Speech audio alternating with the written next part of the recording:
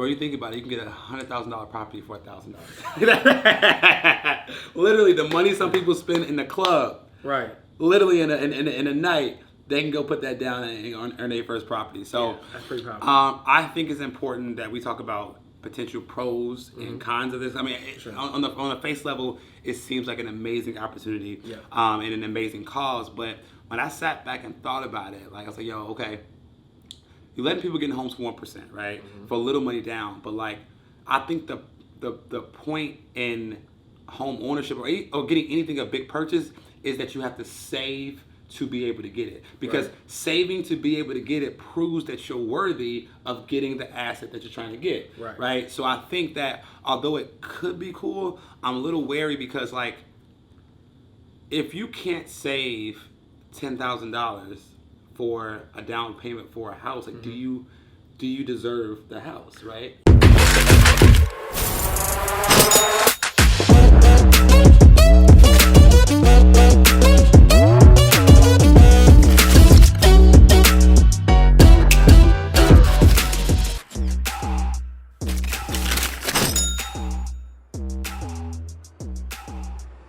What's going on, guys? Welcome back to another episode of the Melanin Money Show. Carter, how you feeling? I'm feeling good, man. Feeling good, but we're missing somebody, man. We're missing somebody. You know what I'm saying? Right here, Jacqueline could not be with us today. We're actually at ClickFunnels, Funnel Hacking Live, to be specific. Really great conference. Got a chance to connect with a lot of great people. But the fellas are holding it down once again, guys. And honestly, before we kind of get into it, we feel like we owe our listeners an apology. A big apology. A big apology. We just wanted to be honest and be transparent because that's the way you got to handle these things head on. And we realized that in the midst of creating more content, doing more in-person podcasts, having some phenomenal guests, we've slightly gotten away from being your go-to resource on all things current events when it comes to wealth building, especially for our aspiring millionaires. So our commitment, starting with this episode, is that even when we have phenomenal guests, we won't lose sight of the fact that you're tuning into this episode to make sure that you can have a pulse on all things wealth building, personal finance, and entrepreneurship, and what's happening in the news. Yeah, like people are depending on us to be that go-to resource for financial news, whether it's investing, whether it's mortgage, which we'll talk about today. And like, I woke up one day, I called Jay, like, yo, like, I mean, all these guests are amazing. We bring y'all amazing guests giving amazing value on things that we're not experts in, but like we can't get away from what you start tuning into this podcast for, which is up-to-date financial news. So with that being said, we picking it up today. Absolutely, absolutely. So unless you've been under a rock, then you know that it's been all over the news, all over social media about these new lending opportunities that have come out for people of color to be able to buy a home, right? Yeah. The first one was with Bank of America. And they announced the program in select states. And the most recent one was a 1% down payment option by, was it Legacy? Legacy Home Loans. Legacy Home Loans, right? Where you literally can get into a home for as little as 1%. That's crazy. When I saw that article come up, I knew it was like clickbait. This is not a thing. Like they are not letting, especially like, only Black people. Like, you know, this loan is specifically for African Americans to be able to get into a home at as little as 1%. And I think the reason it surprised me is because like we've been redlined so long from getting a home. And for those of you all that don't know like what redlining means, is like, you know, for you know, back in the days, they had rules specifically to deny Black people for getting home loans, right? And this has been a big reason why the wealth gap is so large, right? Because people were able to buy homes and we weren't. And so the fact that there's a loan out there explicitly for us, I was like, yo, exclusively. Don't ever play yourself. Yeah. So let's get into some of the details. All right. So the Closing the Gap loan program is only 1% down payment with free appraisal, free home warranty program, free purchase, pre-purchase home buying counseling, free post-closing home buying counseling, financial assistance with closing costs. So they're just coming in. Another one. With the sauce. Right? Boom, boom. Donald, flip that up. You know what I'm saying? Shout out to Donald, man. Yeah, like, so y'all see us do these podcasts. Sometimes we're doing them like in real time and we're at conferences. Sometimes we don't get it out to our editor as fast as we possibly can. But he always, rain, sleet, or snow, makes sure that YouTube, Spotify, SoundCloud, wherever this thing is posted, goes live every Wednesday. And in over a year, we haven't missed a beat. Haven't missed a Wednesday, bro. So shout out to Donald real quick, man. Donald, he's a phenomenal podcast editor. But yeah, so Carter, what are your thoughts about that? All of that value. Can you say it again? How much is it? 1% down? Yeah, so 1% down payment with free appraisal, free home warranty program, free pre-purchase home buying counseling, right? Which again makes sure that people know what they're getting into, right? Mm-hmm. Free post closing home buying counseling, and then financial assistance with closing costs. My thought is, what was this a year ago when I purchased my first property? That's right. My thought, bro. I had none of that. Right. You know what I'm saying? But no, I think it's revolutionary, man. And I think what's so dope about it is a black bank doing it. Right. You know, and that their goal with this program is to decrease the wealth gap by, I think, 30%, as they said in the article I read. So it's a big mission behind this, and this is, I think, what Black people needed in order to really, really like push them over the edge for getting into real estate. Now, question, I'm not sure if you dug into it or found it or not.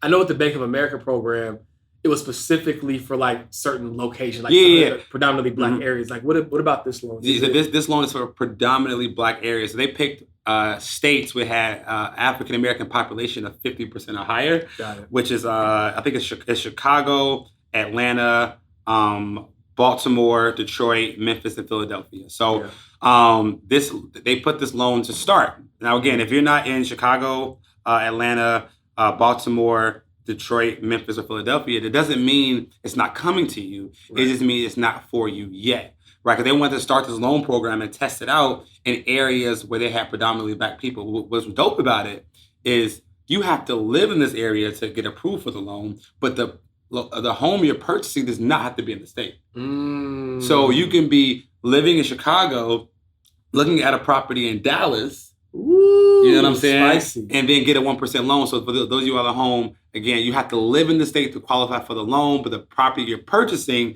does not have to be in the same state. Gotcha. But it doesn't necessarily have to be like in a like Black neighborhood, right? You know what I'm saying? Yeah. To my knowledge, it's not like you have to go get a crib in the hood in order to get approved for this loan. Right. You just have to be African American with at least a 620 credit score, right, and probably decent financials, but at least a 620 credit score, and live in one of these states, and then you can get a home for as little as 1%. Like think about that.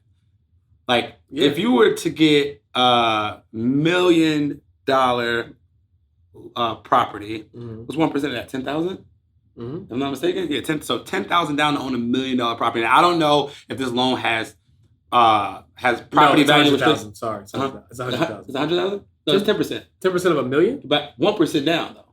Oh, 1% down. Okay, yeah. So you can get $1 million property for as little as a $10,000 down payment. Now, I don't know if the loan has property value restrictions, whether you only can get a property for XYZ amount. But to our knowledge and with the information that we've been given, you can get $1 million property for as little as $10,000, which is insane. Absolutely insane, guys. And while my coffee comes in, so I can keep this energy alive, we want to also talk about our live podcast tour. You probably saw the link just drop, right? So starting with Atlanta, we have a live podcast tour where we are going to be interviewing, doing the same energy, right, in person. So you guys, instead of watching on the other side of the screen, you can come tap in with us in person, right? If you want to come and just show up, it's free of charge. If you want a VIP experience where you get some merch, you get some food included, and you get to get preferred seating, then definitely tap in with the live podcast tour. We got some other cities that we'll be announcing here. But Atlanta first, like why not? We're talking about this loan, which is available in Atlanta. Right. So why wouldn't Atlanta be the first stop on our tour? So you can click the link in the show notes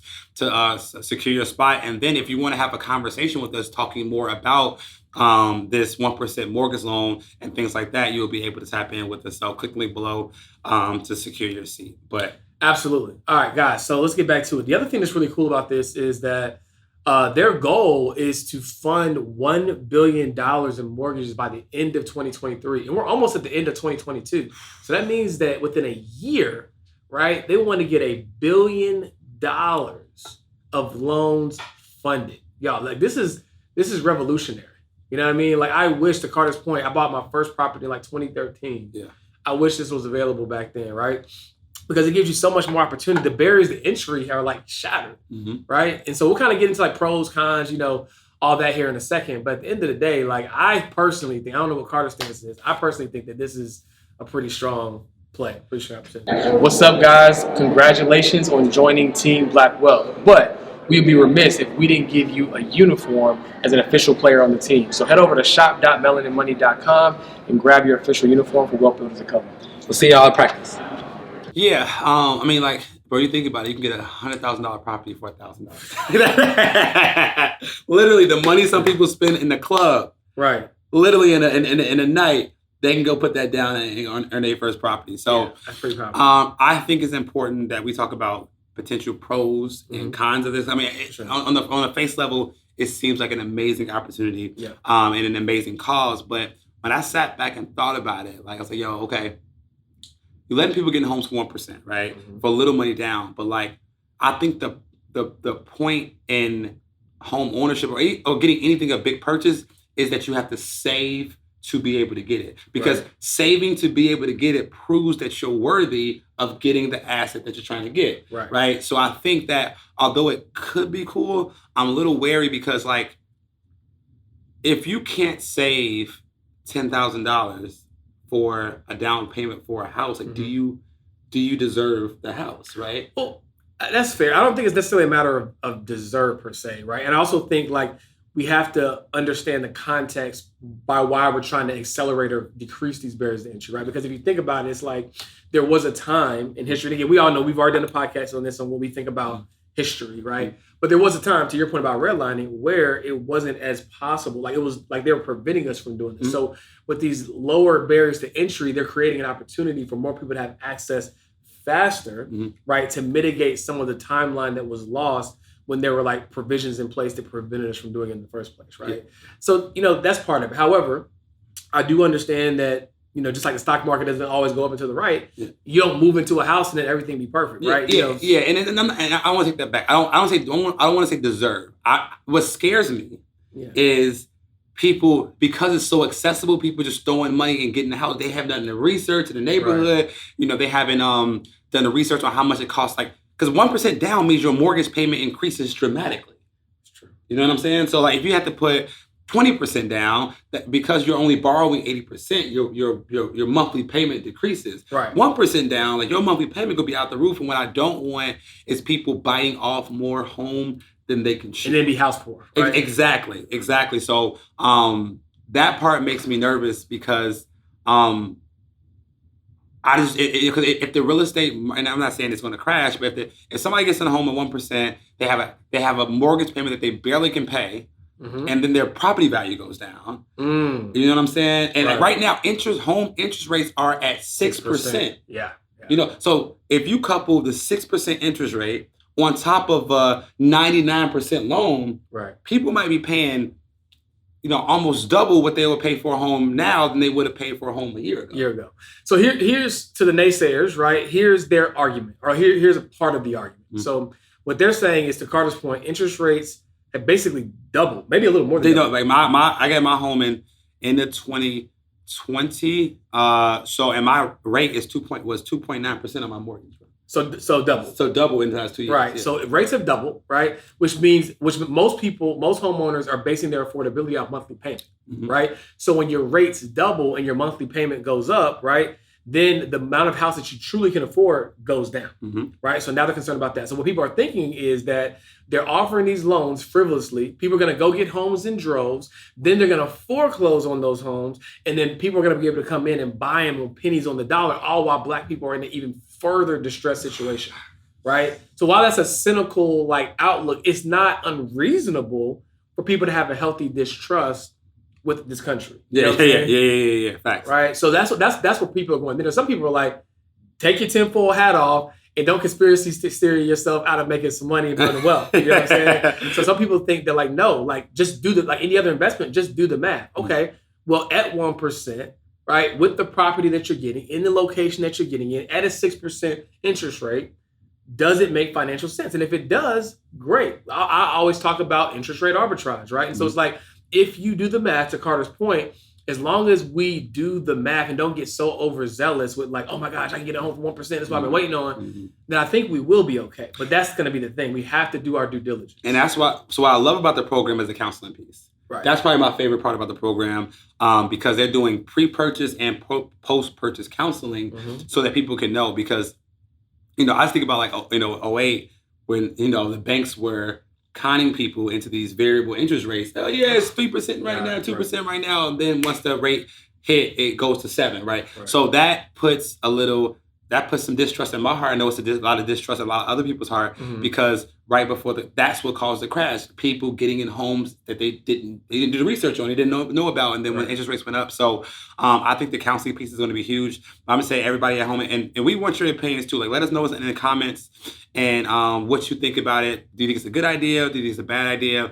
And I don't think it's a conspiracy theory per se, but it makes me nervous if all these people go out and buy homes they can't afford. And then if we have a slight adjustment in the real estate market, which it has been going up for a long time, now they're in a home that they can't afford, and their home is not worth the money that they just borrowed. Right. So now upside down on the home, foreclosure, like you said, now they're in a worse financial situation. So I'm not trying to be like the barrier of bad news or looking at it with negativity. Right. I'm just concerned at what can happen if people don't do their research. Right. So let's do some rough math. And I always call rough math Miami math, right? You're down in Miami, you got a good idea, you pull out the napkin, you start jotting stuff down.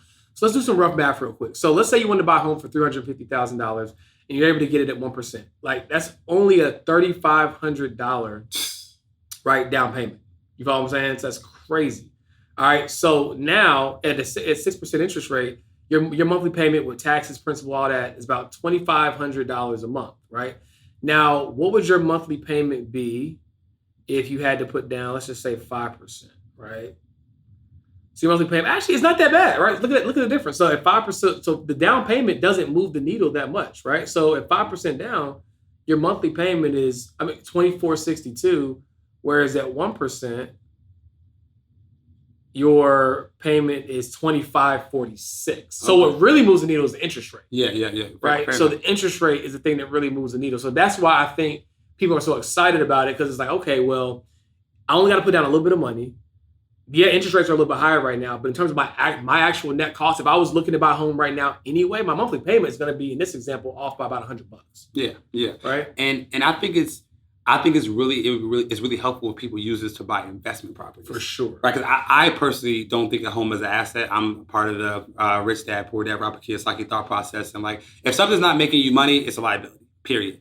So if Black people, instead of just using this money to get their home of their dreams, use this loan to get about 3-4 properties. Because if you have to put 20% down, and now you have to put 1% down, in theory, you can get 20 investment properties. So is it applicable for investment properties too? I think so. Okay, we'll do our research. We'll put it in the show notes. But if it is, now that is a game changer. Yeah. Right? Because also with investment properties, you can get approved for more anyway, because they're basing it off of like the potential rent, right? So like, it's not just your personal DTI. It's like, okay, well, we're projecting this amount of money in rent based upon comps. So that could be a huge game changer. Yeah. So yeah, we'll look into that and see if that's applicable for this particular loan product that they're offering. What's going on, guys? My name is George Achampong. I'm Jacqueline Shattuck. And I'm Carter Cofield. And we are the founders of Melanin Money. And the reason why we started Melanin Money is because we know that there's a great disparity when it comes to building wealth among people of color.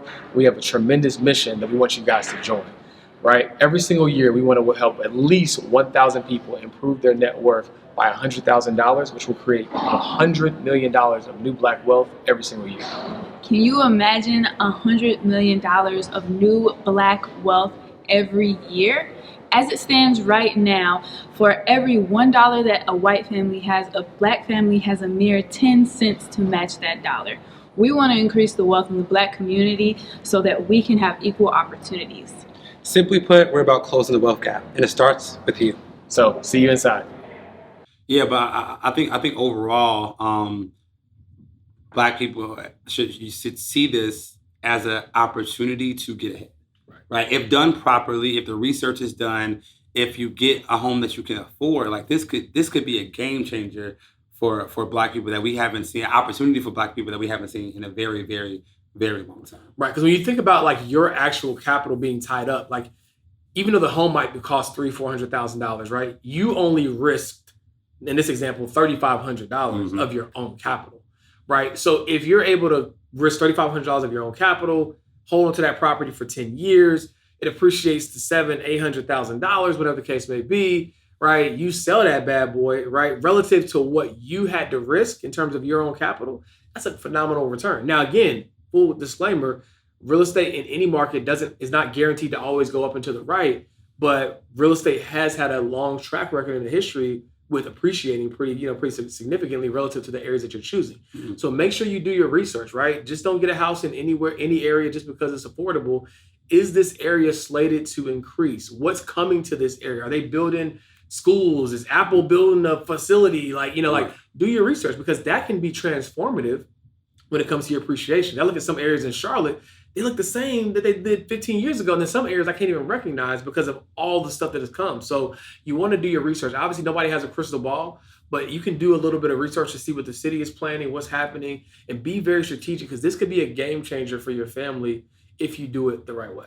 Yeah, I think it's a great time to teach people about the buy, borrow, die strategy, because if you get, so real estate is one of the most tax advantaged assets you can own. It is the most tax advantaged asset. So being able to get a home allows you to take advantage of the buy, borrow, die strategy, which is you can buy a home now at 1%, right? And as the property value goes up, let's say you got it at $500,000 and 3 years later it's at $800,000, you can take a home equity line of credit or a home equity loan and borrow against the equity in your property. Now, loans, according to the IRS, are not taxable. So loans are not taxable. Now you got $300,000 in tax-free money that you can now use to go buy other properties. So now you can go from one property to 3, 4, 5 properties. And then, again, you don't have to pay taxes on that borrowed money, and then use the rent money from those investment properties to pay off the loan for your original property. And then when you die, you get life insurance, so that when you die, your kids get to use your life insurance proceeds to pay off all of your property. So now you pass down, 4 or 5 paid off properties to your heirs. And this will be a great opportunity for Black people to get into real estate so they can take advantage of that buy, borrow, die strategy. Because you can't use it if you don't get the property in the first place. You know what I'm saying? That's a fact. That's a fact. Guys, as we always say, money is just a game. And you have to know the rules of the game to play it. We don't, if you want to know how to win, all you got to do is look at how the laws are written, right? You don't think there was a reason why loans are not taxed as income, right? It's a loophole so that the people who wrote the laws and who understand the laws can benefit from it, right? So let's not complain about, oh my gosh, the rich are getting richer. Or Nancy Pelosi has the best track record because she knows what's happening in the market. Learn the rules, right? Learn the rules so that you can play the game at the highest level. And that's why we're committed to getting back to making sure that you guys have a pulse on all things personal finance, wealth building, and entrepreneurship, so that you guys can take what we give you and apply those rules. Speaking of the stock market and investing, the Feds just increased rates again. They did. So they increased rates by 0.75%. So the third consecutive rate hike, and which is crazy. But what history will indicate is that anytime the Fed raises rates 3 times in a row, I think with the exception of 2 times in history, we're expecting a further decline in the market, typically at least a recession, but technically we're already in a recession. So I think a lot of the legwork has happened, but there is going to be further declines based upon that. So a question you might have is, what does that mean for me? As a long-term investor, if you have quality assets that you want to own for the foreseeable future, I got a boring answer for you.